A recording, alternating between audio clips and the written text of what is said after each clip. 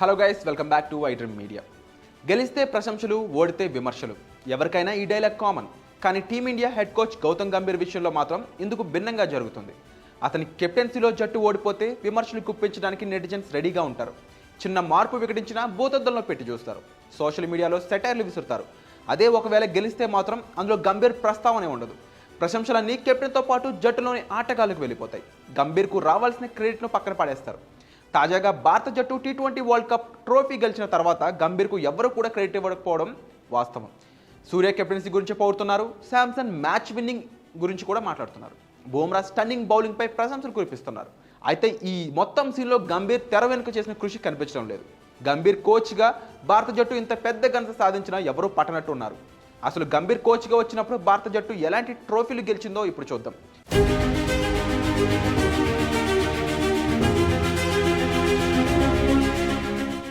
Gambhir team India ప్రధాన కోచ్గా అడుగుపెట్టినప్పుడు team India స్టార్టింగ్లో కొన్ని ఊహించని పరాజయాలు ఎదుర్కొన్న సంగతి వాస్తవం. ముఖ్యంగా శ్రీలంకపై వన్డే సిరీస్ ఓడిపోవడం గంభీర్కు ఒక చేదు జ్ఞాపకం. ఆ తర్వాత కూడా టెస్టులో గంభీర్కు కొన్ని ఎదురు దెబ్బలు తగిలాయి. అయితే సుదీర్ఘ ఫార్మాట్ పక్కన పెడితే పరిమిత ఓవర్ల క్రికెట్లో మాత్రం భారత జట్టు దుమ్ము లేపింది. ముఖ్యంగా టీ20లో ఒక సిరీస్ కూడా ఓడిపోకుండా వరుస విజయాలతో దూసుకెళ్లింది. పొట్టి ఫార్మాట్లో గంభీర్ తీసుకున్న నిర్ణయాలు చాలా వరకు సక్సెస్ అయ్యాయి. బ్యాటింగ్ ఆర్డర్లో మార్పులతో పాటు ప్లేయింగ్ 11లో తీసుకున్న నిర్ణయాలు టీమిండియాకు విజయాలు కారణమయ్యాయి.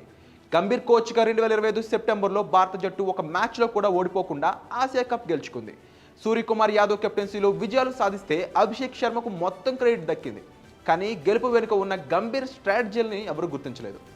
గంభీర్ కోచ్గా ఉన్న సమయంలోనే టీమిండియా ఐసీసీ ఛాంపియన్షిప్ ట్రోఫీ గెలుచుకున్న విషయాన్ని గమనించాలి. ఒక్క మ్యాచ్లో కూడా ఓడిపోకుండా మన జట్టు ఛాంపియన్స్ ట్రోఫీ గెలుచుకోవడం ఇక్కడ మరో విశేషం.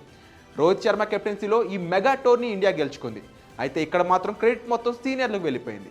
జట్టులో స్టార్ ప్లేయర్స్ విరాట్ కోహ్లీ, రోహిత్ శర్మ ఉండడంతో వీరి కారణంగానే గెలిచిందనే మన ఫ్యాన్స్ సంబరాలు చేసుకున్నారు. తప్పితే మళ్ళీ టైటిల్ ప్రస్తావనలో ఈ టీమిండియా హెడ్ కోచ్ పాత్ర కనిపించలేదు. ఇక తాజాగా జరిగిన టీ20 వరల్డ్ కప్ను కూడా గంభీర్ కోచ్గా భారత జట్టును గెలిపించాడు. ఒక దశలో డేంజర్ జోన్లో ఉన్న మన జట్టును ధైర్యంగా ముందుకు నడిపించాడు.